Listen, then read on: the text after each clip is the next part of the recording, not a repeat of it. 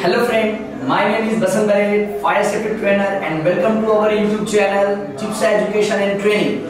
Friend, हर बार की तरह मैं बसंत बरे एक नए वीडियो के साथ आप लोग के पास आया हूं और आज जिस वीडियो टॉपिक के बारे में आज हम बात करने वाले हैं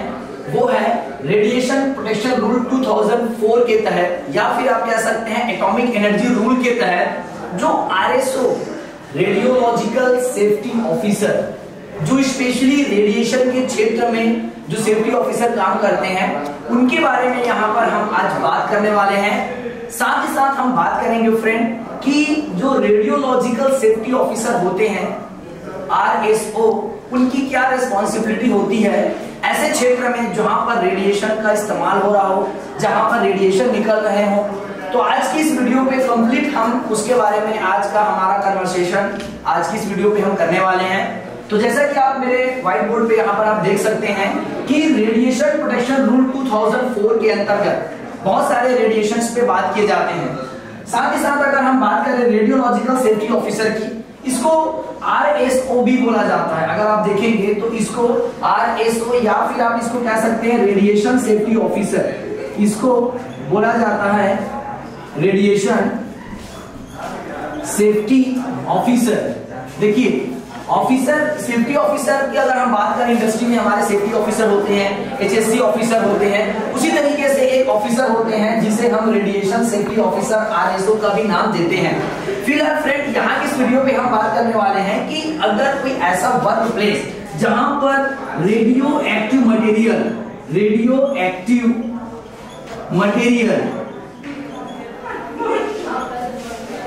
इनका इस्तेमाल किया जा रहा हो, या फिर कह सकते हैं जहां पर RT का मतलब होता है रेडियोग्राफी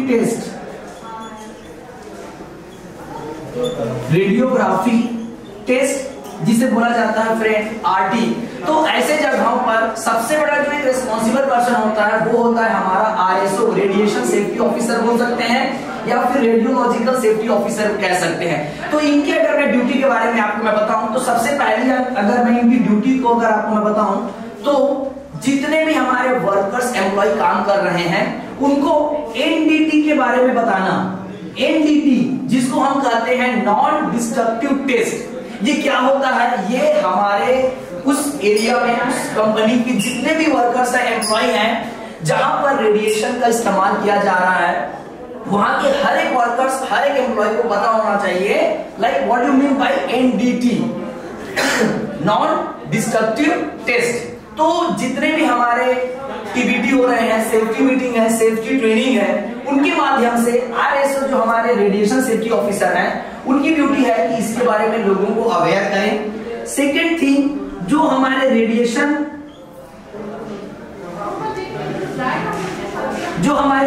है उनके लेवल क्या हैं, उनके हजार्ड्स क्या हैं,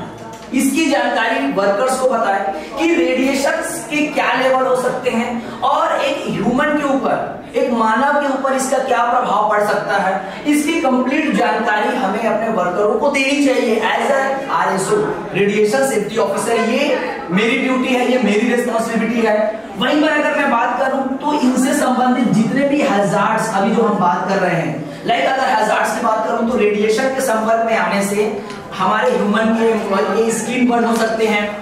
वो उनके जो बाल है वो झड़ सकते हैं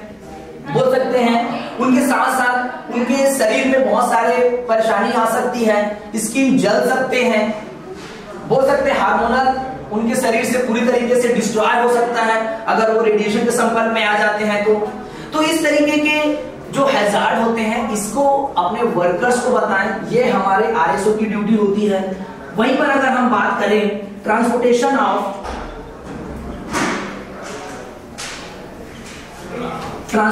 ऑफ रेडियो एक्टिव मटेरियल, मैंने इसको शॉर्ट में लिखा है रेडियो एक्टिव मटेरियल। RSO की एक ड्यूटी होती है फ्रेंड कि जितने भी हमारे कंपनी में रेडियो एक्टिव मटेरियल या कोई ऐसा मटेरियल जिसमें से रेडिएशन निकलने के चांसेस खतरे हैं, अगर उनको हम ट्रांसपोर्ट कर रहे हैं एक जगह से दूसरे जगह, तो वहां पर क्या सेफ्टी प्रिकॉशन होनी चाहिए, इसकी जवाबदेही, इसकी रिस्पॉन्सिबिलिटी कंप्लीट RSO की होती है। साथ ही साथ अगर हम बात करें किसी जगह पर इसको इंस्टॉल किया जा रहा है, किसी जगह पर इसको इंस्टॉल किया जा रहा है तो उस जगह पर as per the safety rule radiations को कैसे कंट्रोल किया जा सकता है, कैसे मशीनों को सेफ रखा जा सकता है और उस एरिया में जो काम करने वाले जो हमारे वर्कर्स एम्प्लॉय हैं उनको कैसे सेफ्टी दी जा सकती है, इसकी कंप्लीट रिस्पॉन्सिबिलिटी हमारे आरएसओ की होती है। अगर नेक्स्ट रिस्पॉन्सिबिलिटी की बात करें फ्रेंड, तो जो लाइसेंस लिए जाते हैं, हम बात कर रहे हैं रेडियोलॉजिकल इंडस्ट्री में जो रेडिएशन प्रोटेक्शन रूल के तहत या एटॉमिक एनर्जी में जो लाइसेंस लिए जाते हैं, उस लाइसेंस के तहत आप कौन कौन से काम कर सकते हैं, उसकी क्या रिस्पॉन्सिबिलिटी है, लाइसेंस कितने सालों के लिए मिलती है, कितने ईयर के बाद, लाइक 5 ईयर के लिए आपको इसके लाइसेंस मिलते हैं, तो उसका रिन्यूअल, उसका एक्सटेंड करने का कंडीशन क्या है, वो सारी चीजों को मैनेजमेंट के साथ डिस्कस करना, मैनेजमेंट को अवेयर करना, वर्कर्स को बताना कि जो लाइसेंस है उसकी क्या इंपॉर्टेंस है, क्या प्रायोरिटी है, ये सारी ड्यूटी भी हमारे रेडियोलॉजिकल सेफ्टी ऑफिसर की होती है।